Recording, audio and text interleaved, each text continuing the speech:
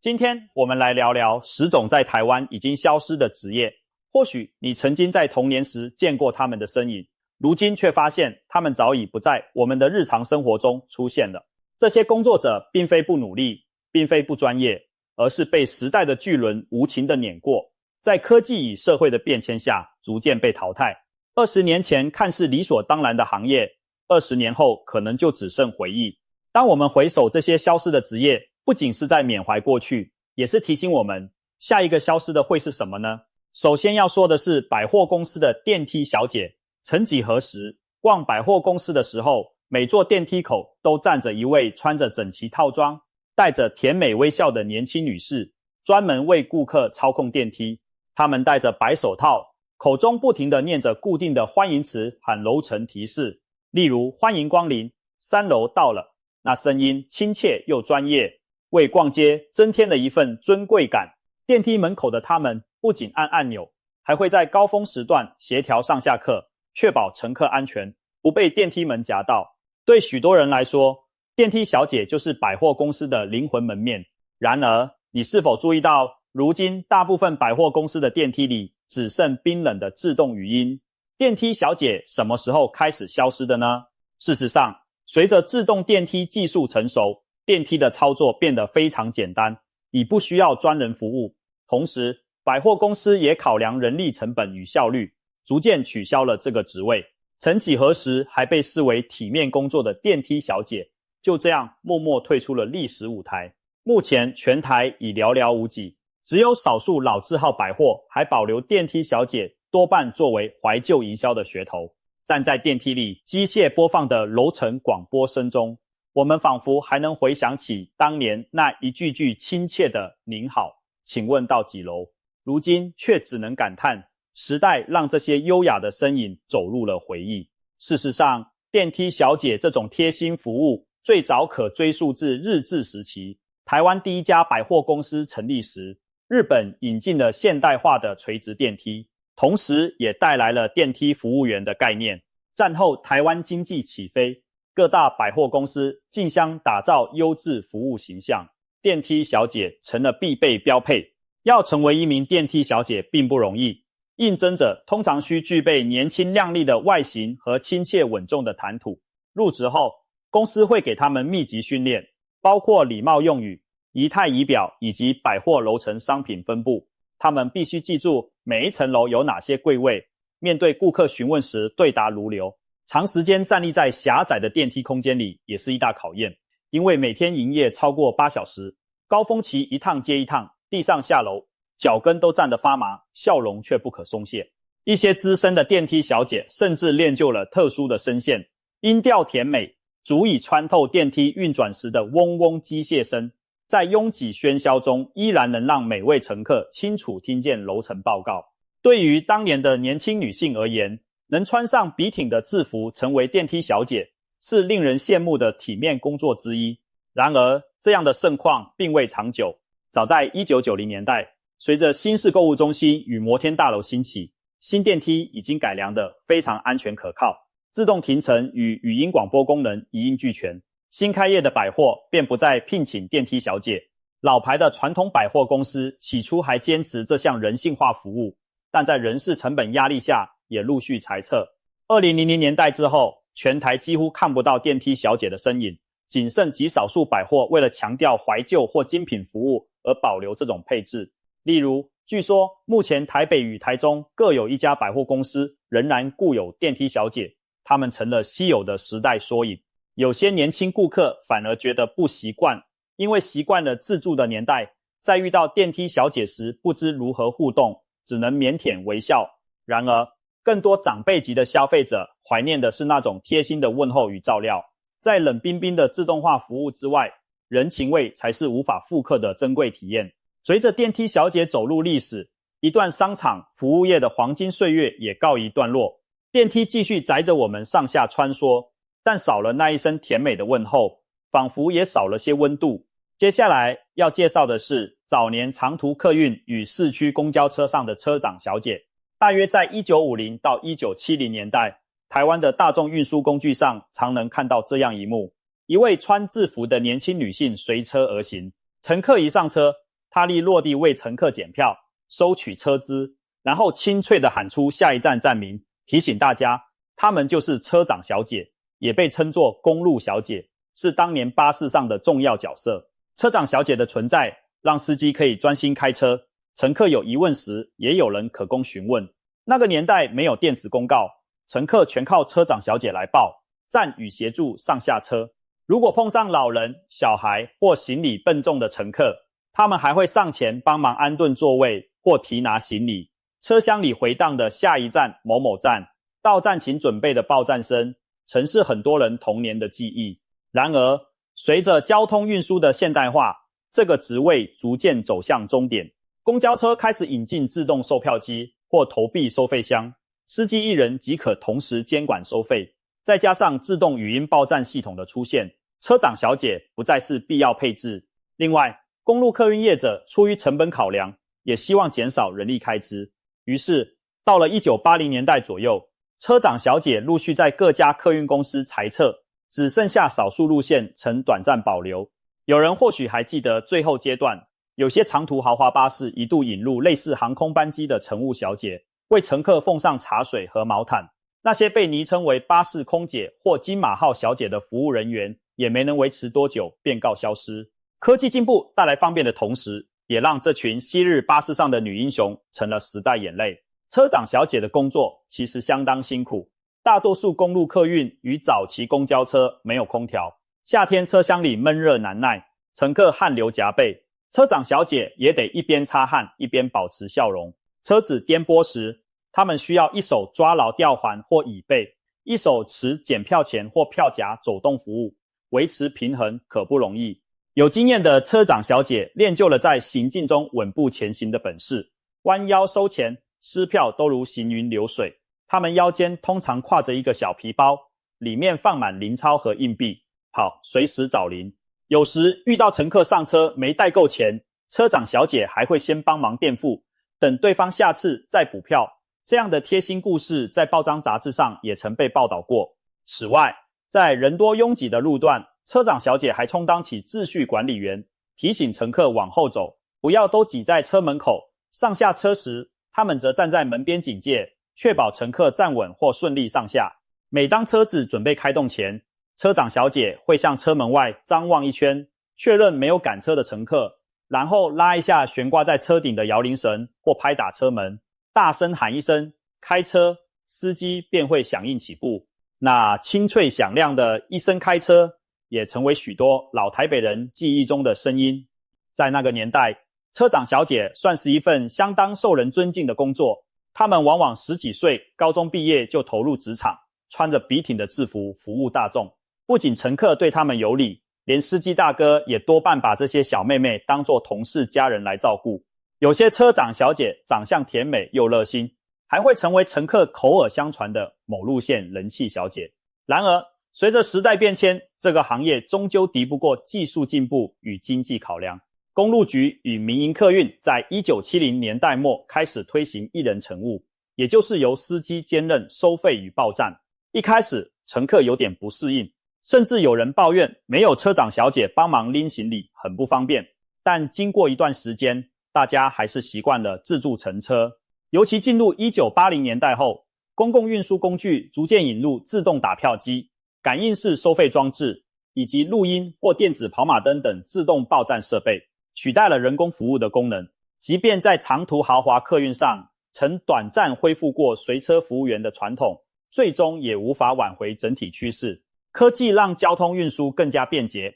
但也让这群曾经承载无数笑声与汗水的女乘务员们退出了历史舞台。今天我们搭乘公交车时，或许只在运输博物馆的照片角落才能看见他们昔日忙碌的身影了。说到通讯科技的发展，就不得不提电话接线生这个职业。现在我们拨个电话给远在海外的亲友，只要直接按下号码，几秒钟就能通话。但在半个多世纪前，要打长途电话可不是这么轻松的事。那时如果你想从台湾打电话到国外，甚至早期在国内打跨县市电话，都需要透过总机接线生来转接。他们通常坐在电话局或大公司总机板前，戴着耳机，双手在布满孔洞的接线板上飞快地插拔线路。一通电话打进来，他甜美的声音响起，说道：“您好，总机为您服务。”接着迅速将您的线路接到想打的号码上，有时还需要先记下您要联系的对方号码，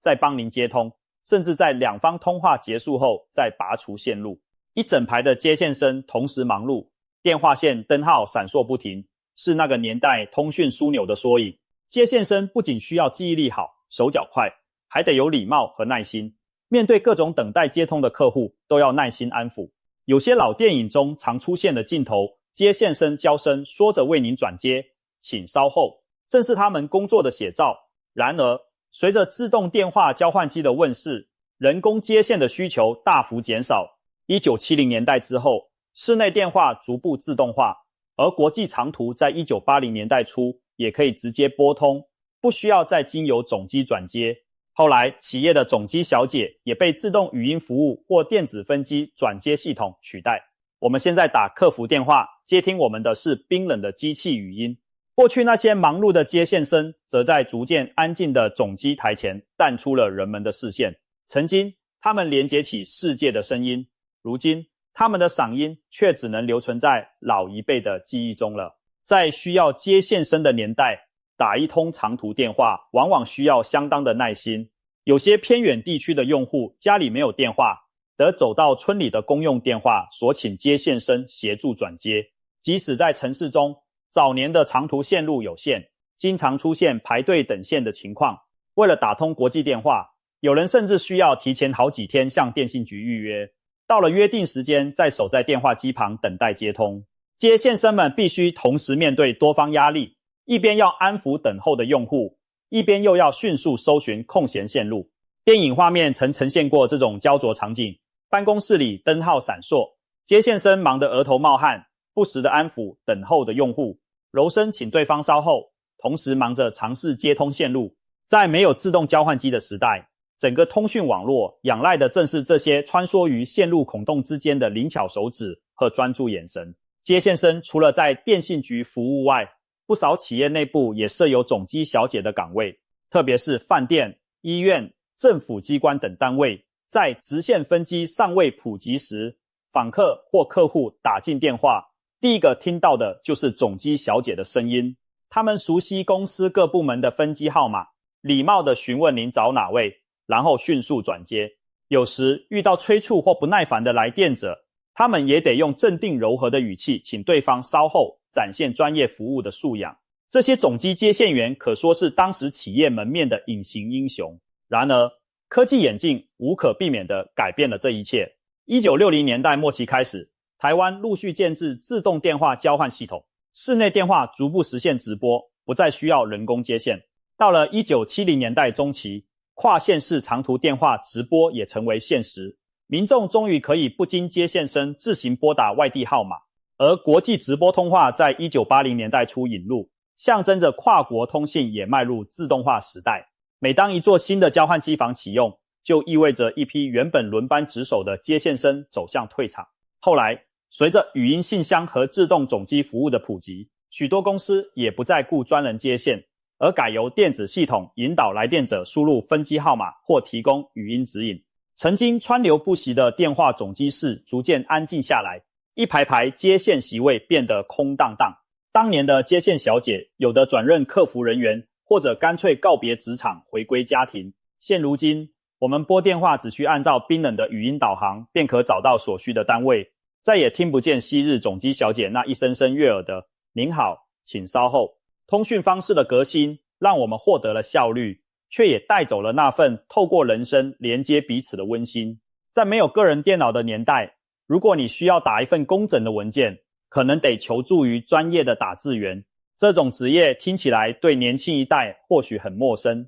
但在1970到1980年代，打字员是许多机关和公司里不可或缺的人才。那个时候的公文、契约、履历表，甚至大学生的论文，往往都要用打字机打成正楷字样。由于一般人家里不一定有打字机，就算有，也不见得人人会熟练使用，所以街头曾出现许多打字行的小店铺，专门提供代客打字的服务。走进打字型，你会听到此起彼落的打字机键盘声，咔咔咔叮，每打完一行还要用力推杆换行，整间店回响着金属敲击的乐章。职业打字员手指飞快，错字极少，他们能在短时间内把手写的资料变成一页页整洁的打字文本。当时打字员的速度和准确度就是饭碗，资深的打字员甚至能一天打出上万字而不出错。在一些大型机构内部也设有打字室，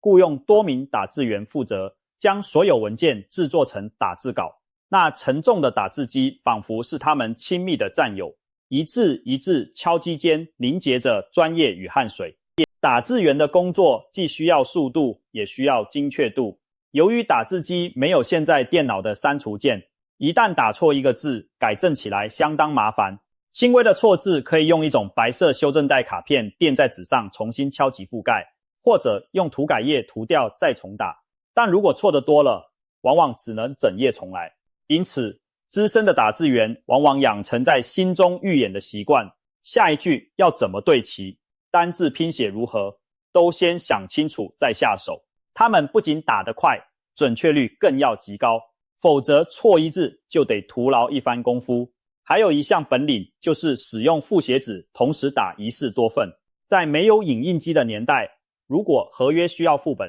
打字员会在纸张中间夹上蓝色或黑色的复写纸，一次敲击即可在下层纸上留下字迹。经验丰富的打字员知道如何控制力道，确保每一份副本都清晰可读。碰上份数多时，最多甚至可以一口气打出5、6份副本。不过复写的张数越多，最底下几张字迹就越淡，所以通常超过3份就得分几次打完。此外，不同的打字机还有各自的脾气。英文打字机与中文打字机结构不同，英文机只有26个字母键，而中文打字机上排列着几千个汉字字模按键。后来也出现利用注音符号或拼音输入的电动打字机，打字员需要熟悉所使用机型的布局，才能盲打而不出错。至于色带更是门大学问，传统打字机常用一卷双色的油墨色带，上半部是黑色，下半部是红色，切换拨键就能印出红字或黑字。有些公文格式要求标题用红字，内容用黑字，打字员就得灵活切换色带位置。当色带用久了颜色变淡，就需要更换，否则打出来的字迹会忽浅忽深，影响品质。老一辈打字员常常双手和指尖沾满油墨污迹，但这也代表着他们一天的辛勤成果。当电脑开始在办公室普及时，许多打字员其实一开始是抗拒的，毕竟他们已经将一切输入技巧融入肌肉记忆，要改学键盘和全新的操作界面并不容易。曾有资深记者戏称自己是手写派，宁可把稿子写在纸上交给打字员，也不愿碰电脑键盘。然而科技潮流势不可挡，到了1990年代中期，大部分年轻一辈都已经习惯直接用电脑处理文书，打字员这个职位逐渐被打字更快、更灵活的电脑操作所取代。一些年长的打字员被迫学习使用电脑打字，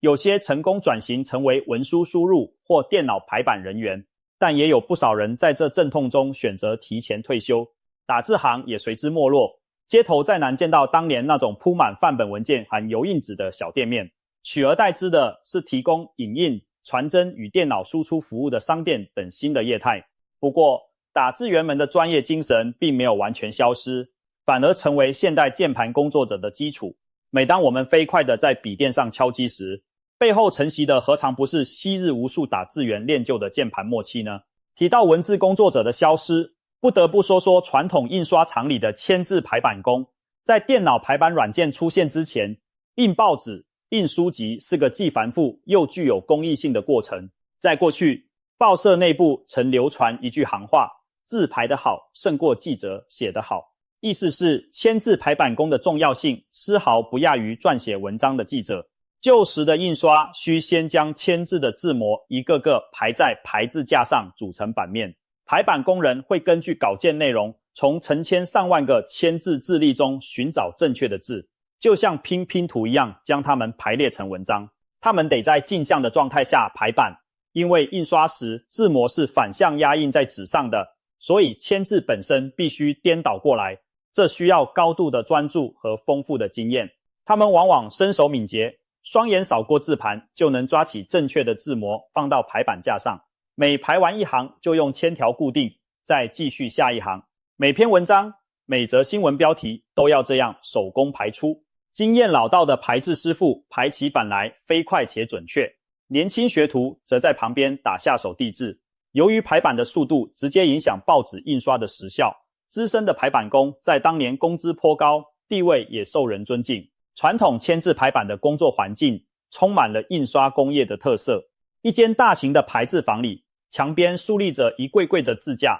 每个字格里躺着数十个相同的铅字字模，从1号字到8号字，指不同大小的字体各自分门别类。老师傅往往熟记字架的位置，就像记住键盘布局一样，手指能在万千字模中穿梭自如。拾起字模时还要小心，因为每个铅字上都沾有油墨和铅屑。长期从事这工作的师傅们常常双手灰黑，指甲缝里满是擦不掉的铅污。排版时，他们将字模紧密排列在一个铁字排字盘中，间隙处用小铅条或铅块垫实，否则印刷时字模松动，整个版面就报废了。每当一个版排好后，就像拼成了一幅镜像的铅字拼图，接着还要把排好的版面搬到印刷机上，锁紧并均匀滚墨试印校对。要是发现有错字、漏字，就得再回到排字盘上，一个个挑出更换。这可是既考眼力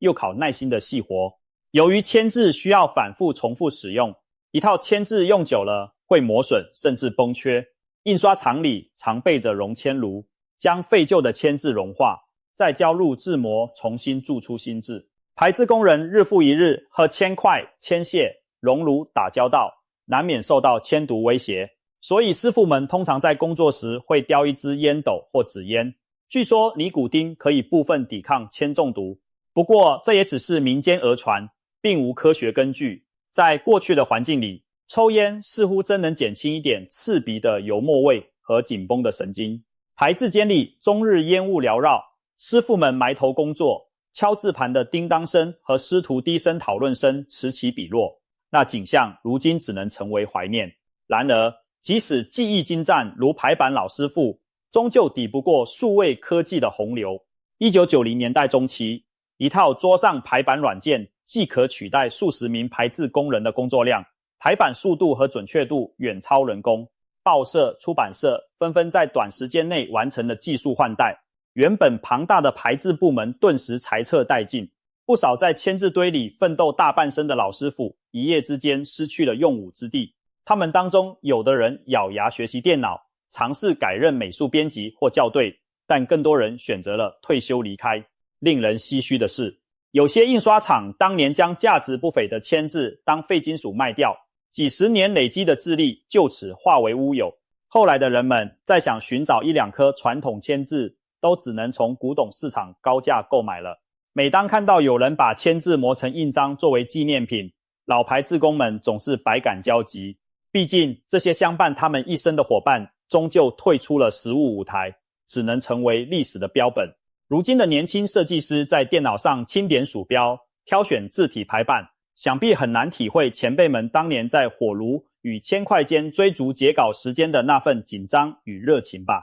除了上述因科技进步而淘汰的行业，一些传统工匠的角色也正在消失，其中最典型的就是铁匠。铁匠这个行业可以说贯穿了人类文明数千年，打铁、烧炭、挥舞大锤，一下一下将铁块锻造成农具、刀剪，甚至马蹄铁。在台湾早期农村，村口或市场附近常有一家铁工厂或铁匠铺，里头火炉熊熊，铁匠师傅赤裸着上身挥汗锻铁的画面，是许多5、6年级生儿时熟悉的景象。铁匠师傅技艺高超，能根据乡里邻居的需求制作出各式器具，从锄头、菜刀到柴刀，样样皆能打造。那时候东西坏了习惯修补，刀具变钝可以送去铁匠铺重打磨砺，甚至破掉的铁锅都能请铁匠帮忙补好。然而随着工业化发展与工厂大量制造的产品变得廉价，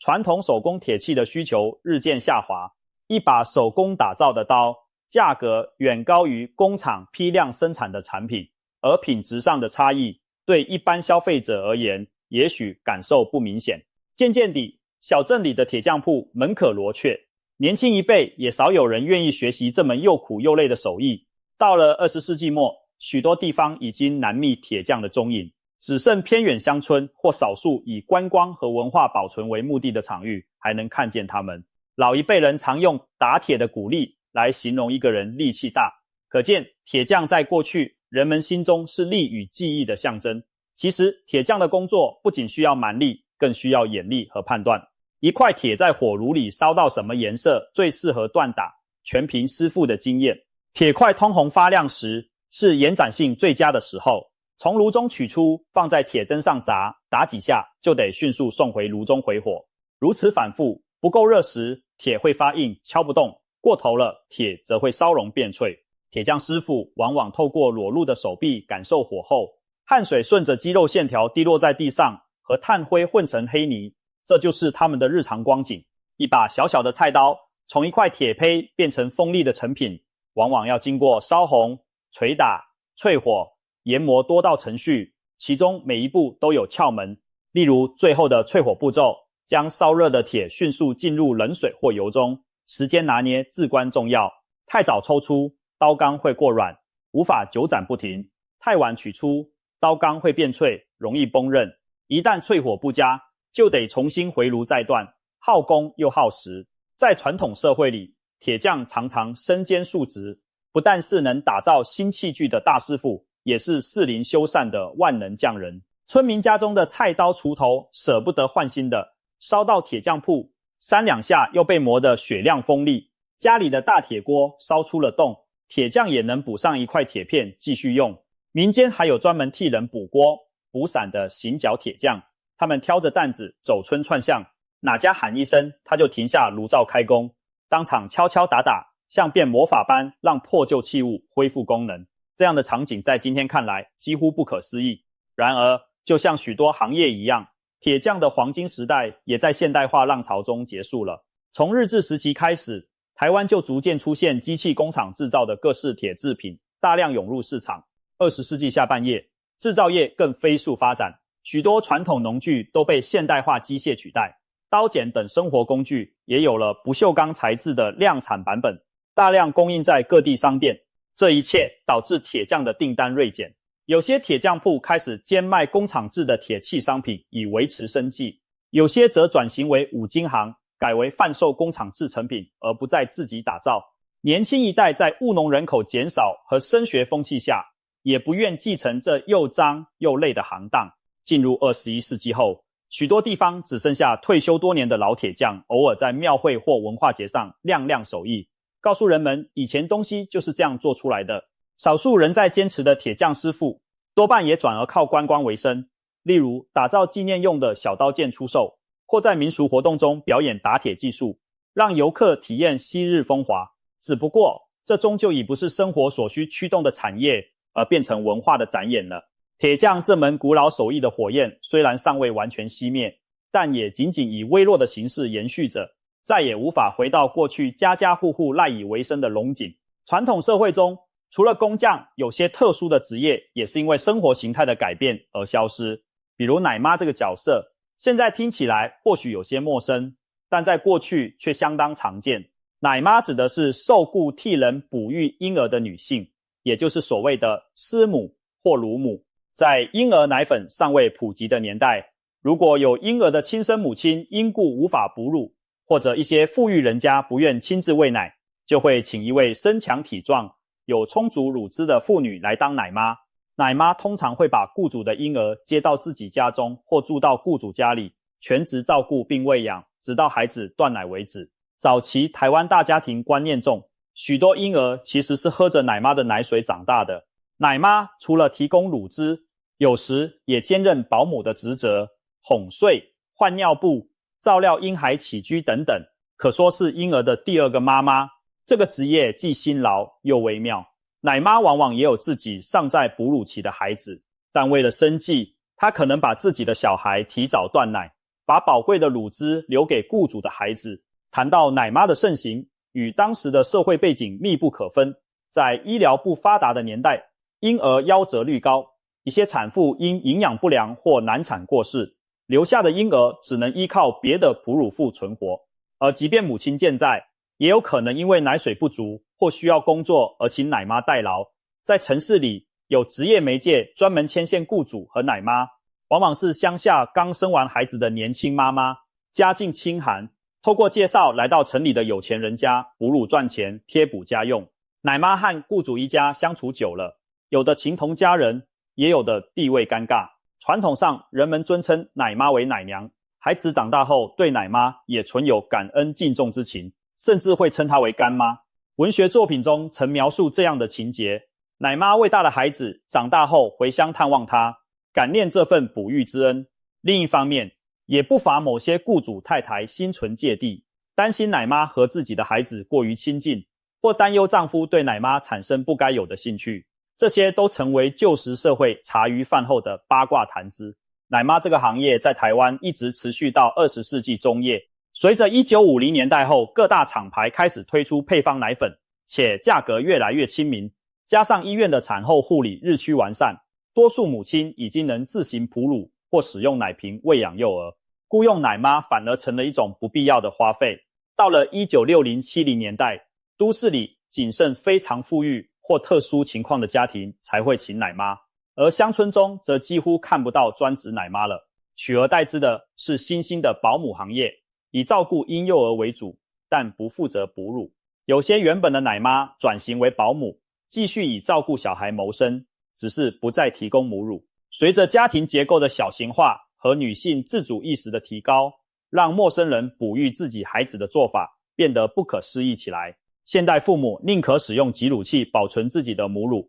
或选择品质有保障的婴儿奶粉，也不会考虑雇用奶妈了。就这样，历史悠久的奶妈职业在台湾社会中慢慢消逝，我们只能从祖辈的回忆或戏剧小说里依稀瞥见那群为别人孩子奉献乳汁与爱的女人。除了人与人的互助，有些曾提供日常服务的职业也渐渐从我们生活中消失。例如早年的送奶员，现在要喝牛奶，我们直接去超市、便利商店就能买到各种口味的瓶装或纸盒装牛奶。但在1970、80年代，家庭订牛奶并由专人送达的服务非常盛行。每天清晨，街道上会出现骑着机车或脚踏车的送奶员穿梭来去，他们背着保温箱或提着铁篮，挨家挨户送牛奶。一些住家门口或阳台上会挂着一个铁制的牛奶箱，上头写着订户的名字或编号。送奶员天未亮就开始工作，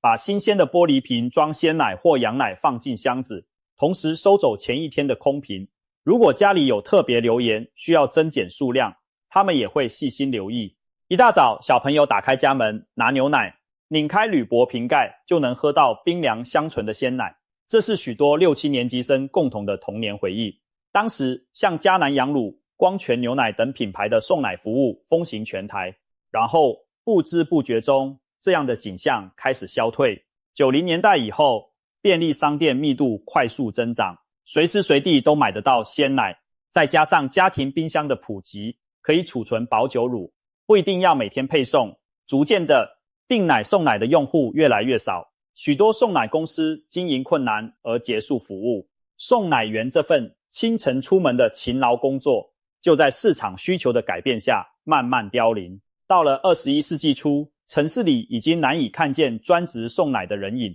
有些偏乡也许还有零星存在，但也逐渐被大型物流或超商系统取代。偶尔在老旧公寓的信箱旁看到遗留的牛奶箱生了锈，仿佛还在诉说着当年天光未亮就有人默默为千家万户送去营养的故事。送奶员的消失意味着一种生活方式的结束，从每日等待新鲜配送转变为现代人随时便利取得所需的消费模式。送奶服务的没落带着一丝时代变迁的感伤意味。许多6年级生、7年级生成年后，偶尔在自家老宅的阳台或门廊一角看到当年的牛奶箱，都会泛起一阵回忆。那铁皮箱上印着某某牧场或乳品公司的名字，早已斑驳不清，见证着岁月的流逝。有些人家至今还保留着几个老式牛奶玻璃瓶作为装饰或花瓶，每当长辈指着瓶身浮雕的品牌商标，便会讲起当年订奶的趣事，比如某天清晨忘了收奶，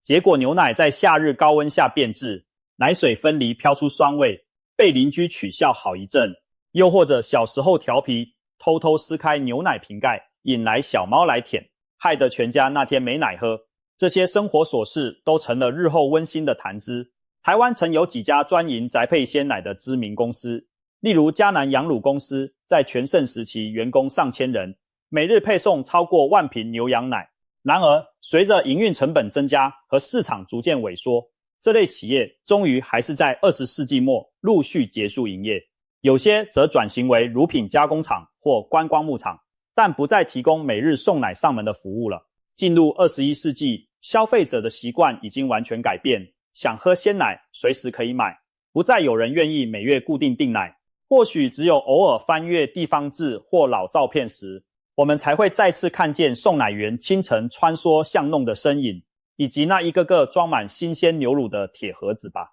时代的巨轮推进，我们再来看看因科技发展而终结的近代行业，那就是录像带 DVD 出租店的店员。这个职业的兴起与消亡，可谓见证了影音娱乐方式的大变革。回想1990年代到2000年代初，假日时最令人期待的一件事，或许就是全家人一起去街角的录像带出租店挑选周末要看的电影。那时的店员可不只是坐在柜台收钱而已，他们常常是半个电影通。当你犹豫要租哪部片时，店员能依照你的喜好给出建议。这部新上的动作片很刺激，那部经典喜剧全家观赏也适合。狭小的店铺里，墙上满满是录像带或 DVD 盒的封面，店员熟练地从身后的柜子找到编号对应的录像带交给你，然后在你的租片卡上盖章记录。周末的傍晚，店里总是特别忙碌，店员要不停地整理归还的影带，检查有无没到带的录像带，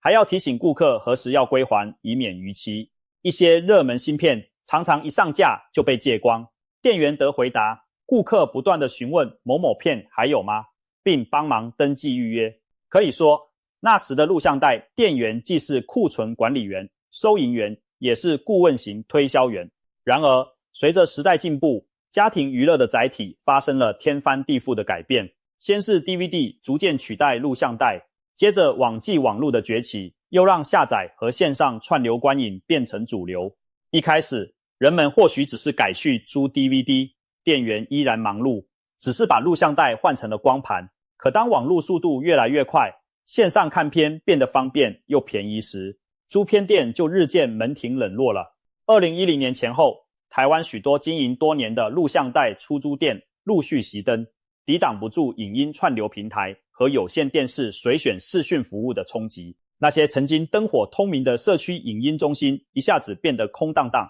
橱窗里贴满的电影海报也逐渐褪色。曾几何时，每条街几乎都有的小城租书店或城影音，如今要找到一间已经非常困难。年轻一代或许难以理解，为什么以前看个电影还需要跑去店里租光盘。当你打开 Netflix、Disney 加随选影片时，有没有想过10几年前我们还需要走出家门和热心的店员讨论影片剧情呢？对许多经历过那段岁月的人来说，录像带出租店不仅是娱乐补给站，更是一种社交场所。每到周末，就常常能在店里碰上邻居或同学，大伙儿彼此讨论哪部片好看，分享观影心得。店员在一旁也会搭腔推荐，有时还会不小心透露剧情，引来善意的抗议声。租片也考验着人的信用，超过期限不还就要付违约金，这使得马大哈们吃过不少亏。不过，多数店家对熟客的逾期还片还是愿意通融的，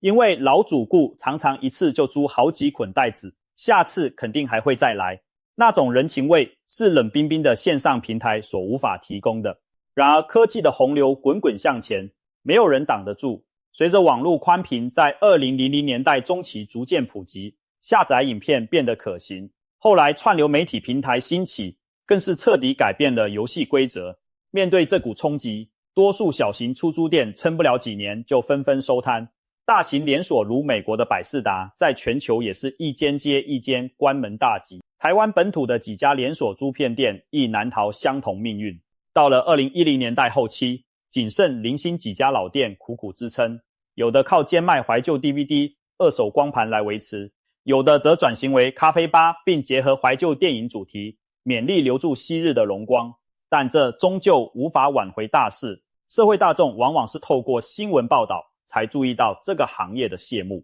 某地最后一家录像带出租店歇业，店主举办老顾客欢送会，送出印有店名 logo 的纪念 T 恤，感谢大家多年的支持。此情此景，令人不胜唏嘘。有论者指出，录像带出租店的消失，标志着一个以等待和仪式感为特征的观影时代的结束。过去租片需要精挑细选，等待周末一家人坐下来一同观赏，这是一种充满仪式感的娱乐方式。如今随点随看的便利虽然让观影变得唾手可得，但过程也变得零碎且个人化了。我们不得不承认，时代在给予我们全新享受的同时，也悄悄改变了我们体验生活的方式。对于那些曾担任过录像带店员的人来说，他们亲眼见证并参与了这场变革。有人转行后依然怀念旧时光，也有人拥抱新科技，投入线上影音的平台创业。但无论如何，